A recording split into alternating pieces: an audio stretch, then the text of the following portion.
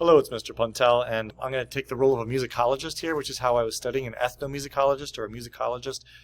There are some overlaps there where you study the role of music within a culture and what are the components that make the music music and why is it interesting, but also how is it situated within culture and between peoples.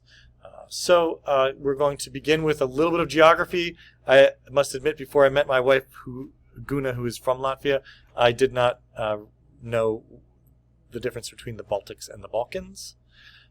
That may ring a bell for you. So we're going to do a little bit of that first. So let's begin on the map with the red lines. These represent the old Soviet Union pre-1989-1990. Within these, the colorful nations here are the ones that re-emerged independent after the collapse of the Soviet Union in 1991. So you want to just take a look across this. Here you see the Caucasus in this area. Right, we continue up here, and then we get into what we typically call Eastern Europe, around here, right, and Central Europe, and the Balkans would be here. And then over there's the boot of Italy. There is Finland and Norway and Sweden over here, the Scandinavian countries. So all that gives you a sense of where these three Baltic nations are up here. Tallinn is the capital of Estonia, Riga is the capital of Latvia, and Vilnius is the modern capital of Lithuania. This other map here will just show you with names. So here's Germany, Scandinavia, UK, Western Europe, Russia, Central Eastern Europe, and up here is Northern Eastern Europe, including the Baltic countries of Estonia, Latvia, Lithuania. They all share the Baltic Sea. As you can see, the sea is here between them, and there are the three nations with their flag colors. So let's start with a quick tour of the music, and I will give you full access to these links so that you can investigate them more on your own. But what we're going to see is this Eva Akurate. She was a folk singer, pop folk singer in Latvia, and she took a text of a song that has some English subtitles. That this was written by a Latvian American poet, a poet that was exiled during the Soviet times to the United States. Wrote this poem, and a pop song singer in Latvia took it and sang it. Shows about some of the feelings of how they felt so torn apart by the history of occupation. Mana tauta tā nīkst visās pasaules malās, pats savā zemē tā neaug kā nākals. Palīdzi Dievs, visai latviešu tautai, savieto mājās pie Daugavas krastiem, savieto mājās. Okay, so from that selection you get a sense of the desire for independence, and this was growing in the people's hearts after they had seen so many of their people repressed, shipped to Siberia, having to escape the domination of German Nazism, and the hardy line from the communists in Moscow. So in this next segment, we're going to 1989, and out of that feeling of disparateness and disconnection and yearning for unity, these lawmakers began to follow what the people voted for, which is a referendum to become independent again, to become nations that are outside of the Soviet Union. So these lawmakers were beginning to draft articles of independence, and then they were going to be drafting the Constitution and be making laws, but they had to get through all the legal hurdles. So, but they were here. You'll see these lawmakers are beginning to say that they're committed to doing this within the framework of the government that exists, which was the socialist government that was controlling their life at that time. They were going to work within the framework of that government to establish independence. Все же жизнь, хотя методы неправильно, может быть, местами. Но будьте, показывайте пример, как вы. So they're saying that any changes that they made would be done within the framework of the law and with respect for it. And now begins the soundtrack for the Baltic Way, which was a show of unity. They decided, if we all feel so separated and we all have the common goal of restoring our nations, why don't we create a human chain, link up between all of our nations, and let's take a look at this documentary's take on the Baltic Way. Listen for the soundtrack behind it. It's kind of pop military almost. And then I will show you another example of a pop rock song that was that really got people to arise.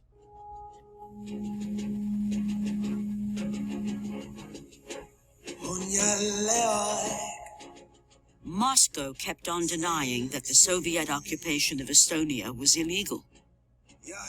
So on the 50th anniversary of the signing of the Molotov-Ribbentrop Pact, more than 1 million Estonians, Latvians, and Lithuanians created a 600-kilometer human chain.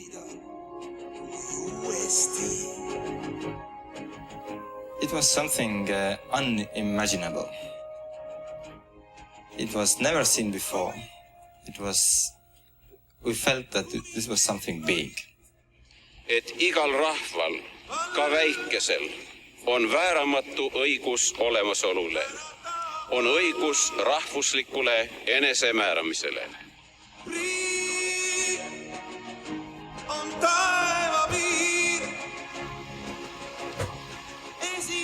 It was an extraordinary show of mass defiance in the Baltic region of the Soviet Union, a human chain of protests that reached across the 3 Baltic republics, from Estonia in the north to Lithuania in the south.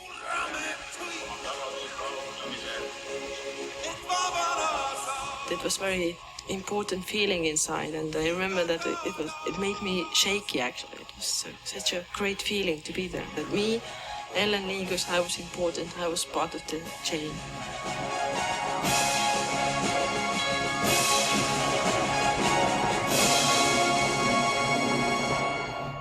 So next we go to a Latvian example from the same period, 1989.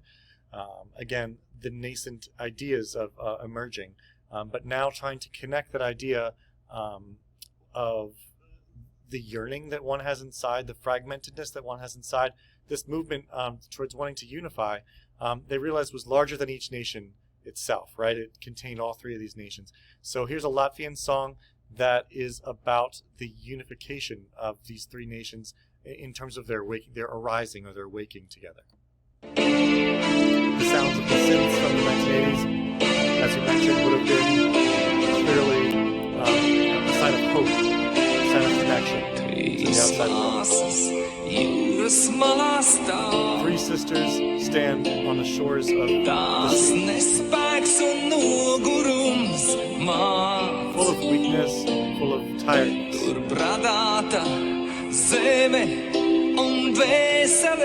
Talking about things that are important to them, though. 3 lands, wise and mindful of their lands themselves. So we get to hear some poetic imagery about the rising.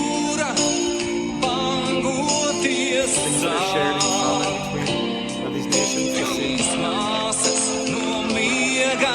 3 sisters rise out of their sleep.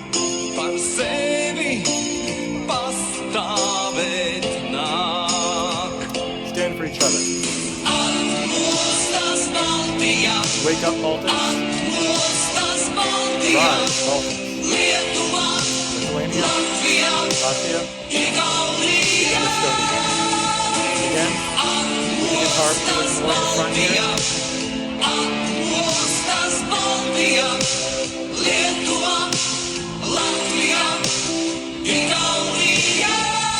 Alright, the guitar solo flowing out of that, so it's a cry here. Immediately recognizable guitar solo just playing the melody.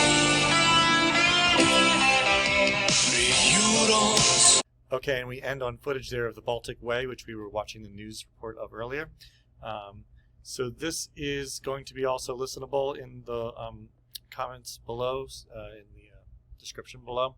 You can listen to the whole song if you'd like. And we will now journey on to 1990. But hopefully you got a sense of pop rock, the sounds of the synths, the sounds of the distorted guitar. All these things were things that had to sneak through the Iron Curtain and were part of people's consciousness as free-thinking, emerging human beings. What's interesting to me so far about the story that we've been telling today is the desire, to be recognized in your own country. And I think that, again, I'm not trying to make direct parallels here between any groups or anything of that nature in terms of what happened in our nation's capital last night. But I do want to show that there are so many similarities here that we need to pay attention to it. So people that are feeling separated, disparate from themselves have now become, are going to try to evolve into the holders of power in their own nation. And what does that mean for the stakeholders on each side? All right, welcome back. So we are going to now journey into the next part of the political chapter here. So where the lawmakers that we saw in the first part began to actually move into what could be a position of power, which is now what threatens sort of the other side, I guess, which was happy with being under Soviet domination for cultural reasons, or were scared of becoming trampled underneath the next, the free independent country of Estonia. Because they enjoyed maybe some cultural privileges under Soviet rule, were now afraid that it would turn the tables and there'd be all this vengeance from the independent Estonians against maybe some of the Russians that still lived within the borders. Excuse me. So let's watch a little bit of the political story, and then we will come back to the music that surrounds the next chapter. But in this chapter, you'll see some scenes that look a lot like what happened last night with the storming of the U.S. Capitol building. So that idea that then the people that were part of Interpol, okay, this group that sided with the Soviet rule, now wanted to make sure that this new government wasn't formed and wasn't successful. So they wanted to stop the government from working, which was kind of what was going on last night. They wanted to take people hostage within the lawmaker population to then seize the country back from Moscow. So let's take a look at what that looked like and how it ended quite differently from how the standoff, if you will, ended last night here. In February of 1990, the newly registered citizens voted for an alternative governing body called the Congress of Estonia. There's a referendum within the country. In March, the Congress of Estonia met for the first time. Moscow wasn't happy, but Gorbachev's new policies made it nearly impossible to prevent the Congress from meeting yet. So, even though they were elected by referendum, they're continuing to just chill in the background and try to create the hundreds of thousands of Russians living in Estonia saw the writing on the wall. They stood to lose the privileges that they had enjoyed for decades if Estonia moved towards independence. Hostile protests. So now we're going to see the chapter where Interpol comes into play, which was sort of the counter revolutionaries. They wanted to maintain their connection to the Soviet Union. I just skipped over a little part of it where they mentioned that about the entrance of Interpol into this discussion to try to seize government and not allow it to go forward into independence. It wasn't completely ethnic Russians versus ethnic Estonians here. There were ethnic Russians that were part of this independence movement, who there was Russian being spoken within it. I don't want you to get the impression that it was a cultural all-out war here. It was people working for ideals versus people that wanted to maintain the status quo. I remember they had really big gatherings at public places, which were really scary to see, that there are so many people in numbers who are against the independence. There was a feeling that they are a really strong threat. Вы почему пришли на митинг? Поддержать единство всего народа. Защитить от кого? От кого? Русское правительство правильно разговаривало с русскими и правильно решали вопросы все. Эстонцы очень хитрые люди. Они с вами говорят очень хорошо, си-си-си-си, а поза глаза нож держат в грудь. Sort of like вот какие эстонцы. What the dialectic has become in the United States of name calling. In May of 1990, the Estonian Supreme Council made it illegal to fly the Soviet hammer and sickle flag. An angry Gorbachev publicly reprimanded Estonia for violating Soviet laws. The very next day, Interfront protesters marched on Toompea, the capital of Estonia. They shouted a list of demands, including the restoration of the Soviet flag and the resignation of the Supreme Council. Me olime suhteliselt muretud, sest senised intrid igasugu mindi laiali, lehvitati punalippe ja karjuti maha eestlasi ja kõik ja sellega asi lõppes. These are the ones that want to arrest government, basically. Take government into But this hostage. demonstration was different. The hostility was escalating, and for all intents and purposes, it was starting to look like an attempted coup. So the gates crashed down last night. This is basically the parliament building there, the palace where these demonstrators are meeting. That'll lay the groundwork for him in Estonia. These are the counter-protesters. Потом там могло произойти столкновение, это Here's the leader of the элементарно могло произойти. Вот, потому что, во-первых, к людям толком никто не вышел. Их требования никто не захотел слушать. А потом нашлись горячие головы, которые стали эти ворота трясти там и прочее. So this is where you can see things that look a lot like last night going into the Baltic in order to create a They were process. shouting, they were climbing into windows, they were dragging down the Estonian flag and so on. Eventually, the crowd broke through the gates and found themselves in the courtyard, ready to storm the building and take officials hostage. Word of the attack spread quickly, and Prime Minister Edgar Savisaar got on the radio to inform the public. Ülemnõukogu ja Eesti Vabariigi valitsus kutsuvad rahvast valitsushoone kaitsele Toompeale.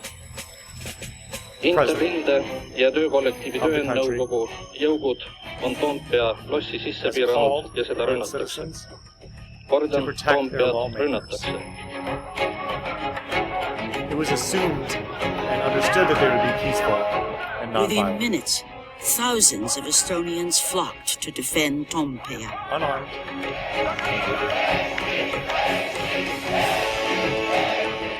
Interfront was now trapped within the courtyard, with no way out except through the Estonian crowd outside.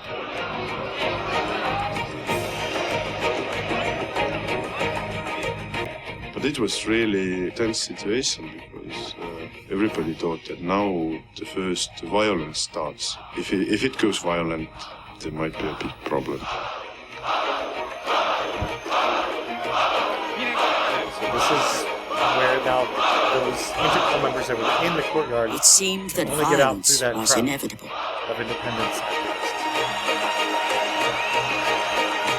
It seemed like there would have to be violence. But the Estonians remained level-headed. Eventually, the crowd parted, allowing a column of Interfront members to run the gauntlet and retreat. So without touching And them, in they this allowed them situation, to that the come Estonian out. crowd kept very calm, very cool. For me, it's the real value, the real symbol of this Estonian type of making politics, making it calmly and without blood, but making it so that you will have your objectives, your aims to be fulfilled. So there you have it, sort of the assumed peaceful mindset and the dedication to democratic discourse to solve problems that way. Now, when you get into a direct clash with each other, how to respond to that, we'll go back into that unity. You know, lock arms to let people escape freely. So I hope this has been informative for the beginning of your understanding. We're going to get into some more of the music now as we get into 1991, and we look at what then constituted these new countries that were going to be able to reemerge. Who gets to decide what they look like, and how does this active resistance through music carry into the identity of these nations? All right, so before we get into the musical segment that's queued up behind me here, I did want to share from this book, The Power of Song, which is about the history of song in Baltic music culture, and in culture in general, in the Baltics. And it gets into the end of it is about living within the truth in folk songs. So it's talking about this period we just witnessed in Estonia in the previous excerpt. Here's what the president of Lithuania was saying in the same situation. And in case they begin to attack you, if they throw something or hit somebody, our biggest weapon would be if you did not answer with the same. You are our shield, not our sword. We have always won because we held back. Let us hold back. Many of you probably feel humiliation and hatred in your hearts, directed at the scoundrels who are doing this to Lithuania. But nevertheless, suppress the anger, turn your backs to them, look at each other, but not at the enemy. Look into the eyes of the person who is close to you, your comrade, and sing. Songs helped us. It helped us for many centuries. And now, too, let's sing something. Let's sing sacred hymns, only let's not bicker or swear or allow ourselves to be pulled into a brawl. Let there be more calm in our hearts, more light and faith, but let us leave the evil feelings and crimes to them. Let's be what we must be, and our Lithuania will be bright and happy. Let's not pay attention to that shooting. Let's sing. Okay, so let's go ahead and watch the Levy example now. So this is the rock band from Latvia. And it shows you some of the peacefulness of the countryside, sort of what traditional Latvian culture looks like, and then how that idea of strength of voice in song, but peaceful actions in the civic sphere come together. Again, electric guitars rule the day.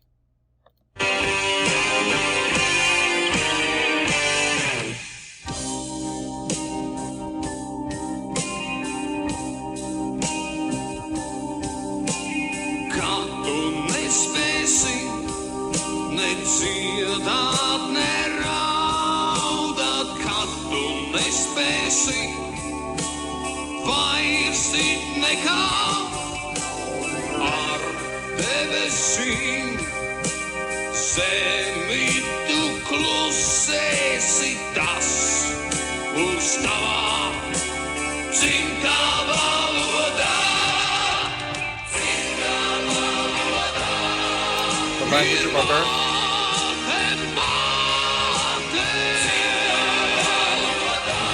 Better in that language. How much culture, much history, much tradition. How much love for the language.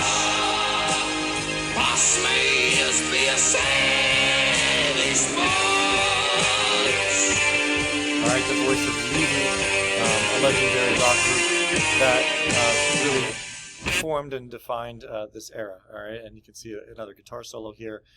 Beneath these symbols of the land and of the work that was done in the land and the traditional bonds between people through that work. The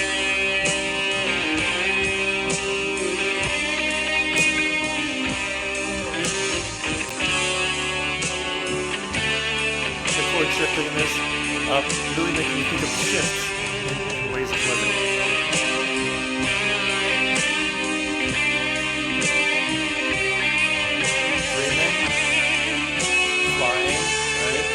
What would freedom feel like after this much repression and suppression?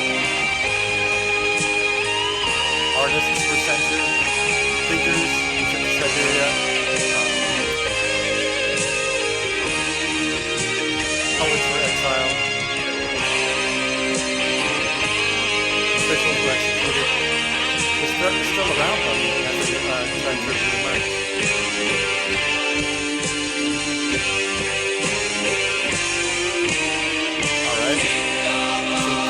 Again, about the language, the ability of these groups to shout this, okay, was the power, and the symbols of the land were there, the symbols of the bonds of these people, the marks of the oppression were there, and yet they were singing that if we stay close to what our language is, then we will be able to communicate this new land. All right, so we are in 1991 now.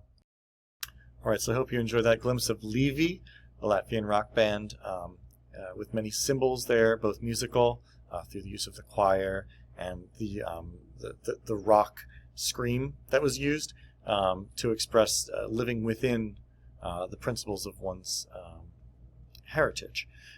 And then lots of visual symbols in that video as well, those harmonies, and we spoke through the guitar solo a little bit. Next, we're going to stay in 1991, where now it's becoming more heightened in terms of the threat of violence, and Moscow is sending tanks to try to stop the workings of government. Here's what a Lithuanian poet said at a funeral in January of 1991, where Baltic nonviolent principles were becoming tested by fire, says the author, Guntis Smichens, who is a professor at the University of Washington in Baltic Studies. In this chain of hands embracing all of Lithuania, referring to the the folks that stood up against tanks and automatic rifles, against darkness and violence, against shameless lies and libel. A lot of what I heard last night when our government reconvened. So this was the end of the singing revolution. But some of that language of truth, using art to speak truth, using rhetoric to speak truth, that was sort of what emerged as the main ideals that were being trampled on last night. So here they are being upheld. Here's what he says: our hearts do not call for revenge, they call for justice, for humanness. That they believe in the universal principles of truth and humanity. So we're going to now venture into a look at 1991 and the Barricades. I'm going to show you, my wife was able to visit these. These are where people came together from all over the country because they wanted to form a barrier around the Capitol where the legislators were meeting so that tanks couldn't steamroll that, or the national television, the places where folks were able to communicate. They wanted to protect those places. So they surrounded them with metal, wood, debris, whatever they had, and then camped out there and supported each other in song, supported each other by cooking food on open fire. It was January, it was freezing, very cold. And let's take a look at how this might be framed in photo. Okay, so I'm just going to start here. This is from the Museum of the Barricades of Riga. It's an actual museum in Riga.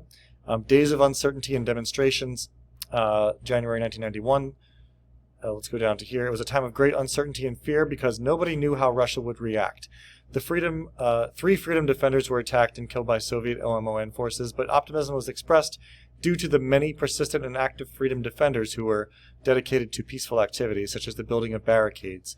In Riga from the 13th to the 27th of January, 30 years ago next week, hence the museum's name. So this is a museum. It shows early days of the barricades where folks are just beginning to stand together, linking arms and saying, we will stand here against any violent demonstrations or any violence threatened by Moscow. Okay, so we're going to, this is in Riga now, on the right-hand side of your screen, if I can get that to you in a better image. You can see still the Lenin statue there, but here's the Orthodox Cathedral, the Russian Orthodox Cathedral, a beautiful building with an amazing acoustic, and just a very special place. And you can see barricades forming here. You can see trucks lining up. So this is the 30th anniversary of this event. So the Parliament was meeting, right, and folks were going to defend it. Here's the TV towers, people surrounding the TV towers, so that people could communicate about what was going on. Here are the barricades growing now, right, with just debris and everything they could find, and then humans themselves standing together, trying to make sure that people could get through safely where they needed to go, but making sure that no one would get in that had violent intent. Something that did not happen last night at our United States Capitol building. Residents of Riga provided food and drink for those on the barricades. So people that lived in the town would come and make sure that people were hydrated and nourished. So it was a national awakening, the culmination of it. Lots of singing very central to this. To keeping yourself warm in 1991. So I hope you've gotten a better sense of some of the important things that I wanted you to understand about the groundwork for the music. So I hope you've learned a few things about the Baltic nations of Estonia, Latvia, and Lithuania as I reflect in my own way through my own musicological research on the events of the last 24 hours.